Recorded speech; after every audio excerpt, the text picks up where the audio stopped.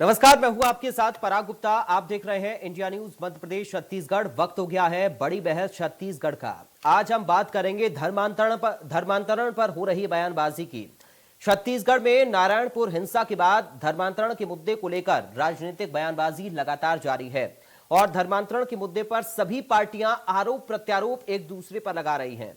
धर्मांतरण के विषय पर नेता प्रतिपक्ष नारायण चंदेल ने कहा कि सरकार के संरक्षण में धर्मांतरण हो रहा, सुनियोजित ढंग से धर्मांतरण किया जा रहा किसी भी प्रदेश के लिए ठीक नहीं है। मुख्यमंत्री भूपेश बघेल अपने प्रदेश की चिंता करें, अभी देश के नेता नहीं बने हैं। वहीं सीएम भूपेश बघेल ने धर्मांतरण पर कहा कि हम बहस के लिए तैयार हैं। धर्मांतरण के नाम पर बीजेपी राजनीति कर रही है। कहा कि जहां बीजेपी का शासन है वहां बीजेपी चुप है। समाज में जहर कैसे घोला जाए, बीजेपी का इस पर ध्यान है। धर्मांतरण की समस्या पूरे देश में है, कानून बनना चाहिए। वहीं महामंत्री केदार कश्यप ने कहा कि सोनिया गांधी के निर्देश पर भूपेश बघेल अपनी कुर्सी बचाने के लिए आदिवासियों की संस्कृति छीन रहे हैं। रासुका का नया नियम धर्मांतरण करवाने वाले लोगों के संरक्षण के लिए लाया गया। आज इसी मुद्दे पर करेंगे चर्चा, लेकिन उससे पहले सुनिए बीजेपी कांग्रेस ने इस पूरे मामले पर क्या कुछ कहा। आरोप लगाते हैं कि मुख्यमंत्री जी के संरक्षण में धर्मांतरण हो रहा है, छत्तीसगढ़ सरकार के संरक्षण में धर्मांतरण हो रहा है, प्रशासन के संरक्षण में धर्मांतरण हो रहा है, शासन का सह प्राप्त है, सुनियोजित ढंग से धर्मांतरण हो रहा है। और यह धर्मांतरण नहीं है, ये राष्ट्रांतरण, ये मतांतरण, जो किसी भी प्रदेश के लिए ठीक नहीं है आने वाले समय के लिए। यह हमारा आरोप। वो कह रहे हैं पूरे देश में आवश्यकता है, तो क्या अरे भाई, मुख्यमंत्री जी अपने प्रदेश की चिंता करें ना। अभी वो देश के नेता नहीं हुए हैं। देश के नेता तो उनके राहुल सोनिया जी हैं ना, खड़गे जी हैं। गलत बात बोल रहे हैं। भारतीय जनता पार्टी, मैं आंकड़े बार बार बोल रहा हूँ, मैं आंकड़े उपलब्ध करा देता हूँ किसके समय में चर्च बना है, किसके समय में ज़्यादा धर्मांतरण हुआ है। वो आंकड़े चाहें तो आप ले सकते हैं और तैयार बहस करने के लिए भी तैयार रहें। भूपेश बघेल ने प्रदेश के जो आदिवासी क्षेत्र हैं वहाँ पर जिस तरीके से रासुका लगाया है और ये पूरी तरीके से आदिवासी संस्कृति को खत्म करने की साजिश है। भूपेश बघेल जी नहीं चाहते कि हमारे यहाँ पर आदिवासी अस्मिता, यहाँ की संस्कृति, यहाँ के रीति रिवाज, यहाँ की परंपराएं बची रहे। ये लोग हमारे आदिवासी समाज को धर्मांतरण की ओर बढ़ाना चाहते हैं। ये लोग कहीं ना कहीं से मिशनरियों के साथ में मिले हुए दिखाई देते हैं। आप लोगों पर किसका दबाव है ये मुझे नहीं मालूम। मुझे तो लगता है कि सोनिया गांधी का सीधा सीधा आप पर दबाव है।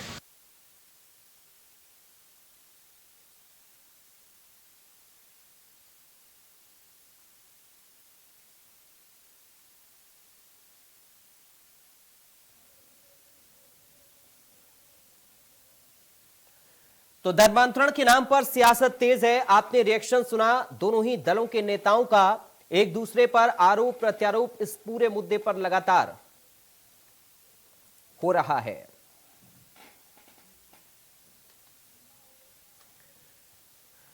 उधर बीजेपी का आरोप सरकार के ऊपर, मुख्यमंत्री भूपेश बघेल के ऊपर है, तो वहीं बीजेपी के ऊपर भी गंभीर आरोप कांग्रेस पार्टी के नेता लगा रही हैं। कहा कि जहर घोलने का काम बीजेपी कर रही है। धर्मांतरण का मुद्दा इस वक्त छत्तीसगढ़ में काफी ज्यादा गरमाया हुआ है, जिस पर हर दिन नए बयान सुनने को मिल रहे हैं। बयानबाजी इस मुद्दे पर खूब हो रही है, चाहे पूर्व सीएम रमन सिंह की बात करें, मौजूदा मुख्यमंत्री भूपेश बघेल की बात करें, बीजेपी कांग्रेस के नेताओं की बात करें। लगातार रिएक्शंस इस पूरे मामले पर नेताओं के सामने आ रही हैं। आज हम चर्चा भी इसी मुद्दे पर करेंगे, जो आरोप प्रत्यारोप लगाए जा रहे उनमें कितना दम, और आखिर धर्मांतरण पर राजनीति क्यों।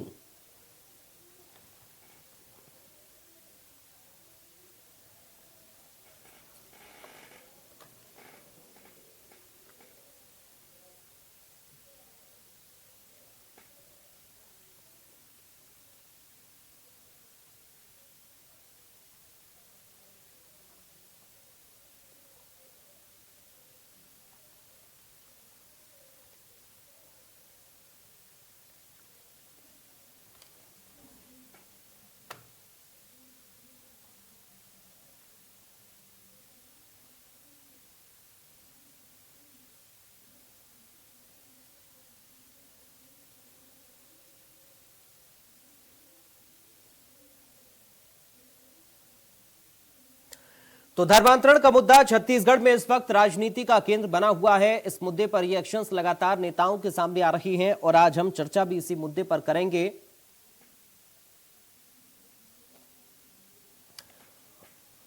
और दो खास मेहमान इस वक्त हमारे साथ जुड़ गए हैं। सीधा आपका परिचय करा दें चर्चा करने के लिए। भारतीय जनता पार्टी से प्रवक्ता मुकेश शर्मा इस वक्त हमारे साथ मौजूद हैं। मुकेश शर्मा जी, आपका स्वागत है। कांग्रेस पार्टी से प्रवक्ता रवि ग्वालानी हमारे साथ हैं। रवि ग्वालानी जी, आपका स्वागत है।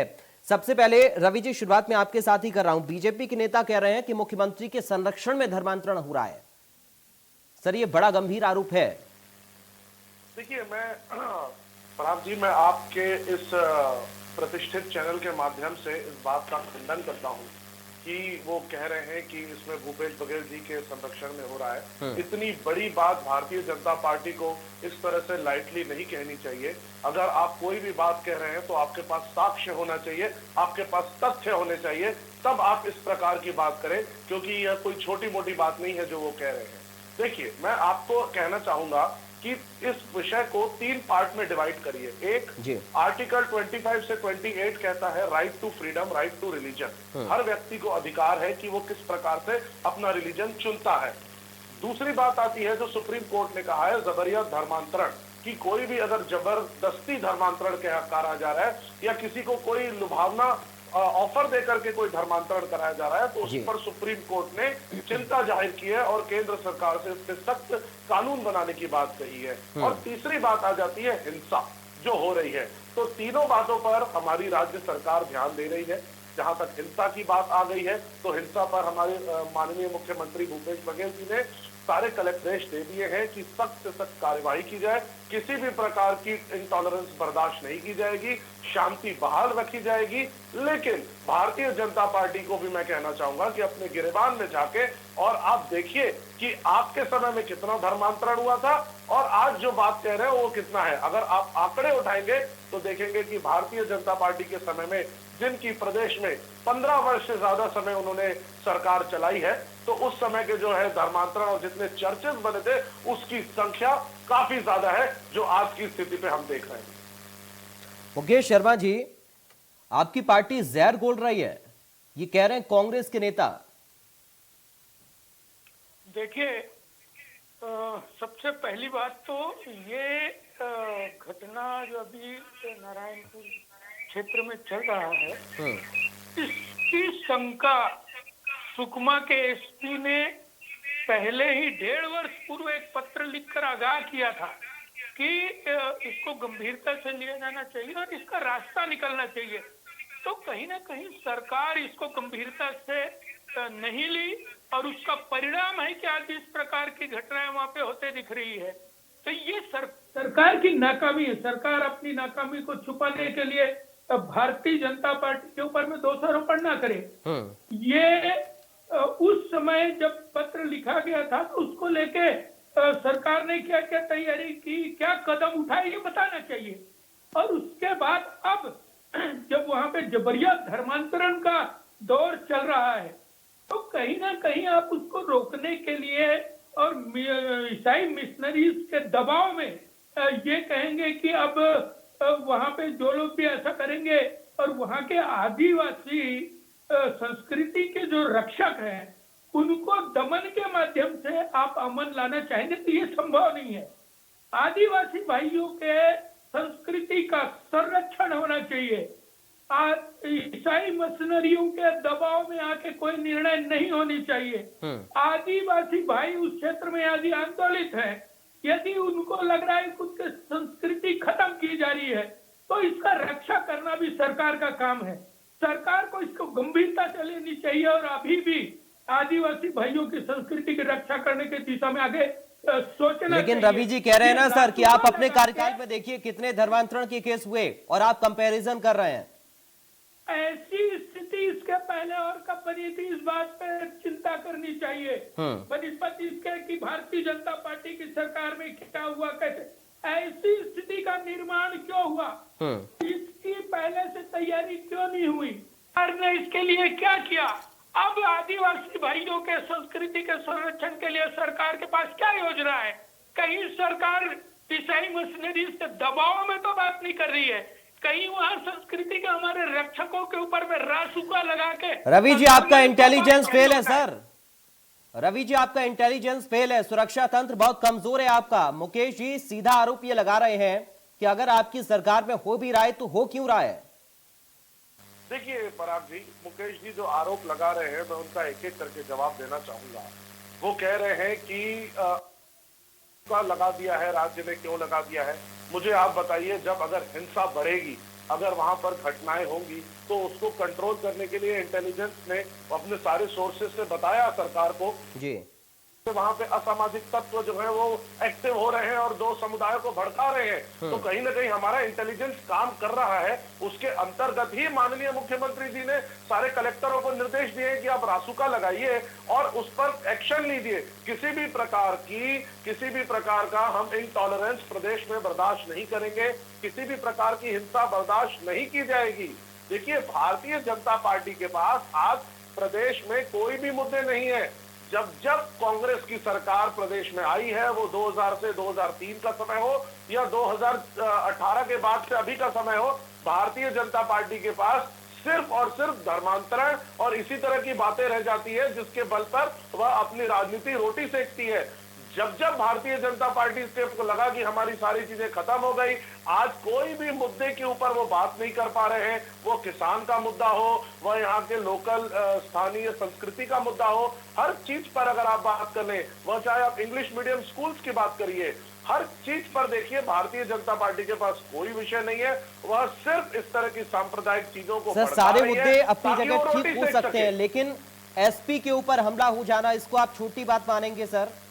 रवि जी, ये अपने आप में बड़ा गंभीर विषय है। एक तरफ धर्मांतरण और दूसरी तरफ जो पुलिस के जवान सुरक्षा में तैनात, पुलिस के कप्तान पर हमला हो रहा है सर।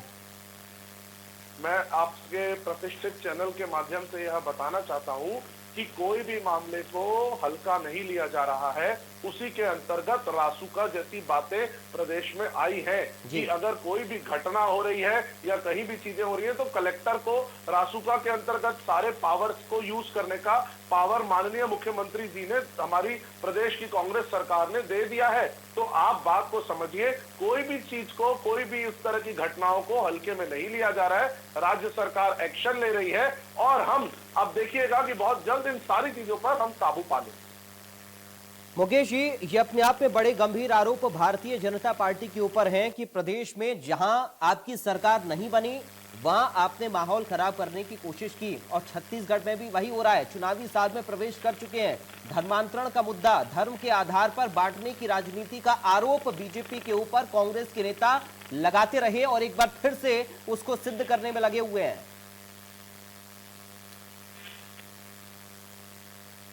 काम हो जाती है तो वो उनके पास में एक ही रास्ता बच जाता है जो भारतीय जनता पार्टी के ऊपर में आरोप लगा दें। इसके पहले भी सरकार की बात कर रहे थे, ये तो मैं उनको बताना चाहूंगा कि तब भी लॉ एंड ऑर्डर की स्थिति कैसी थी और आज जब से यहाँ पे कांग्रेस की सरकार बनी है, लॉ एंड ऑर्डर की स्थिति क्या है? रोज जब समाचार पत्रों के माध्यम से देखिए, चाकूबाजी, हत्या, बलात्कार के केस लगातार बढ़े हैं। क्या इसके लिए भारतीय जनता पार्टी को आप आरोप लगाएंगे कि दोषी है? अरे आपका कहीं ना कहीं लॉ एंड ऑर्डर को कंट्रोल करने में आप असफल हुए हैं, नाकाम हुए हैं। सरकार को समझ नहीं आ रहा है क्या करना चाहिए। ऐसे ही घटना, यही बात हुई है जब वहाँ के सुकमा के एसपी ने पत्र लिखा तो आपने उसके ऊपर में क्या एक्शन लिया? यदि आप उस टाइम में तैयारी किए होते और चीजों को गंभीरता से लिए होते तो आज ये स्थिति नहीं बनती, निश्चित रूप से नहीं बनती। तो कहीं ना कहीं, और आप, मैं कहता हूँ, ये भारतीय जनता के पार्टी में किस किस चीज में आप आरोप लगाएंगे? आप यदि अपने जन घोषणा पत्र का पालन नहीं कर पाते हैं, लागू नहीं कर पाते हैं, फिर उसमें कहते हैं भारतीय जनता पार्टी सहयोग नहीं कर रही है। यहाँ तक आप पूर्ण शराबबंदी की बात करते हैं और लागू नहीं कर पाते, उसमें भी कहते हैं कि भारतीय जनता पार्टी के लोग सहयोग। तो क्या भारतीय जनता पार्टी से सहयोग लेके काम करने के लिए आपको जितना बड़ा जनादेश मिला था, यदि जनादेश मिला तो उसका सम्मान करना चाहिए था। और आपको यदि जन घोषणा पत्र में बात की है तो उसको लागू करना चाहिए, उसको जनता के सामने ले जाना चाहिए। तो अपनी नाकामी को छिपाने के लिए लगातार भारतीय जनता पार्टी के ऊपर में आरोप लगाने से कुछ होगा नहीं। आपको भारतीय जनता पार्टी को भी जवाब देना पड़ेगा, जनता को भी जवाब देना पड़ेगा। यदि प्रदेश की स्थिति खराब होती है, चाहे वो लॉ एंड ऑर्डर की स्थिति हो, चाहे किसी भी प्रकार से कोई भी वर्ग नाराज होता हो, महिलाएं हो, मजदूर हो, किसान हो, यदि वो संतुष्ट नहीं है, वो नाराज है, वो सड़क पे आ रहे हैं, तो आपको उनको जवाब देना पड़ेगा। नहीं तो 2023 सामने है, जनता जवाब देने के लिए तैयार खड़ी है। रवि जी, एक दूसरे की जान के दुश्मन ही बन रहे हैं लोग। ये आगे इसकी पुनरावृत्ति ना हो, इसकी कोशिश हमारी होनी चाहिए। और निगाहें जनता की सरकार के ऊपर इसलिए हैं क्योंकि जिम्मेदारी आपके कंधों पर है। चुनाव भी नजदीक है, ऐसे में भारतीय जनता पार्टी आपको घेरने की पूरी कोशिश भी कर रही है। अब कैसे इन तमाम मुद्दों से पार पाते हुए आगे की पुनरावृत्ति को रोकने के लिए कदम उठाए जा रहे हैं? कि संस्कृति का संरक्षण होना चाहिए। जी, मैं आपसे पूछना चाहता हूं कि जब से छत्तीसगढ़ राज्य बना उसके बाद से आप इतिहास देखिए कि कैसे कैसे करके जब भारतीय जनता पार्टी की सरकार आई, नक्सली गतिविधियां बढ़ती गई। हमारे लिए सबसे पहले जरूरी यही था कि हम नक्सल गतिविधियों को कंट्रोल करें। जब तक ये नक्सल गतिविधियां कंट्रोल नहीं रहेंगी, वहां के आदिवासी भाई बहन जो हमारे इंटीरियर्स में बैठे हैं उन तक के शिक्षा नहीं पहुंचेगी। और जब तक उन तक शिक्षा नहीं पहुंचेगी, तब तक के उन्हें मूल धारा, जो मूलभूत चीजें जो मुहैया कराई जाती हैं, उसके बारे में उनको जानकारी नहीं रहेगी। तो हमारी सरकार ने सबसे पहले जो बंद स्कूल हो गए थे उन्हें चालू करने की प्रयास किया। और अगर आप जा करके देखेंगे तो 300 से ज्यादा बस्तर के जो स्कूल बंद हो गए थे वो चालू हैं। वहां पर जो आदिवासी भाई बहन जो वहां पर प्रोड्यूस करते थे, वहां पर जो एग्रीकल्चरल प्रोड्यूस होता था, हमारा उस पर फोकस रहा कि उसकी कीमत बढ़ाई जाए ताकि उसका पैसा उन्हें मिल सके और वो अपनी धीरे धीरे जीविका जो है वो मुख्य धारा की तरफ लेकर के आए। तो उसके ऊपर हमारी सरकार ने ध्यान दिया। और अब जो ये घटनाएं हो रही है, इसमें कहीं ना कहीं जो वहां के असामाजिक तत्व हैं, उन्हें जब ऐसा दिख रहा है कि वहां के आदिवासी भाई बहन जो मुख्य धारा पर आ रहे हैं, तो उन्हें बर्दाश्त नहीं हो रहा है और कहीं ना कहीं कोई ना कोई मुद्दा बना करके वह झगड़ा करा रहे हैं। तो हमारी सरकार प्रतिबद्ध है कि जो घटनाएं हैं उसको रोकेगी और रासुका जैसी चीजें हमने लागू की है। किसी भी प्रकार की इस तरह की घटनाओं को टॉलरेट नहीं किया जाएगा। सारे असामाजिक तत्वों को जल्द से जल्द पकड़ा जाएगा और उन्हें जेल के पीछे बंद किया जाएगा। तो मैं आपके इस चैनल के माध्यम से जनता को आश्वस्त करना चाहता हूं कि सरकार हमारी कांग्रेस की जो है वो प्रतिबद्ध है और अपने तरह से काम कर रही है। मेरा भारतीय जनता पार्टी के जो लोग हैं उनके ऊपर मुझे प्रश्नवाचक चिन्ह खड़ा होता है कि जब आपके पास कोई मुद्दे नहीं है तो आप इस तरह की बातें शुरू कर देते हैं। अभी आप वो बात कह रहे थे कि हत्याएं हो रही है और अभी वो बात कह रहे थे लॉ एंड ऑर्डर नहीं है। मैं पूछना चाहता हूं, क्या आपने उत्तर प्रदेश के आंकड़े उठाए हैं? क्या आपने अभी महाराष्ट्र के आंकड़े देखे हैं? क्या आपने हरियाणा के आंकड़े देखे हैं? या आपने गोवा और असम के आंकड़े देखे हैं जहां भारतीय जनता पार्टी की सरकारें हैं? इन सब की अगर आप आंकड़े उठाएंगे तो इन सब में हत्याएं, महिलाओं के ऊपर जो रेप हो रहा है, जो शोषण हो रहा है, उन सबके आंकड़े इन सारे स्टेट्स जिसके मैंने अभी नाम लिए वहां ज्यादा है। सबसे कम छत्तीसगढ़ है। अगर आप बेरोजगारी पर देखेंगे तो सबसे कम जो है बेरोजगारी दर छत्तीसगढ़ का है। इन्होंने बात कही जन घोषणा पत्र की, 36 में से 30 से ज्यादा वादे हम पूरे कर चुके हैं 4 वर्ष के भीतर में। तो इनके पास कोई विषय ही नहीं है जिसके ऊपर ये बात कर सके और घेर सके। इसीलिए धर्मांतरण और इस तरह की बातें ये ला करके अपनी राजनीतिक रोटी सेक रहे हैं, कहीं ना कहीं अपनी जमीन बनाने की कोशिश कर रहे हैं। लेकिन जहां तक के कांग्रेस पार्टी का सवाल है, छत्तीसगढ़ में भूपेश सरकार की बात है, लॉ एंड ऑर्डर यहां बहुत अच्छे से मेंटेन्ड है और जहां छोटी मोटी घटनाएं इस तरह की हो रही है उस पर भी बहुत जल्द काबू पा लिया जाएगा। मुकेश जी, दशकों से नक्सलवाद का दंश झेल रहे संभाग के सबसे बड़े जिले में अगर व्यवस्थाओं को बेहतर करने का प्रयास सरकार ने किया तो इसमें मंशा पर सवाल कैसे उठा? देखिए, अभी कांग्रेस के प्रवक्ता भाई छत्तीसगढ़ के हित और आदिवासी भाइयों के हित की बात कर रहे थे, तो मैं आपको बता दूं कि भारतीय जनता पार्टी आदिवासी बाहुल्य छत्तीसगढ़ प्रदेश को लेके हमेशा से गंभीर रही है, हमेशा से गंभीर।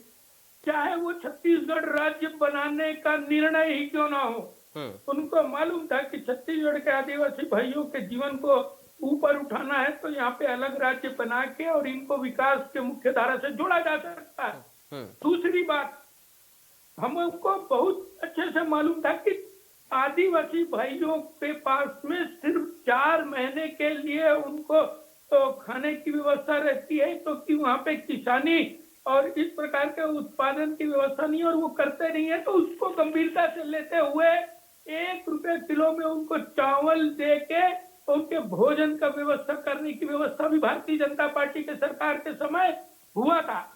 और रही बात, ये बालानी जी अभी बता रहे हैं कि फलाना प्रदेश, अरे भाई छत्तीसगढ़ शांति का टापू रहा है, दूसरे प्रदेशों के साथ तुलना मत करिए।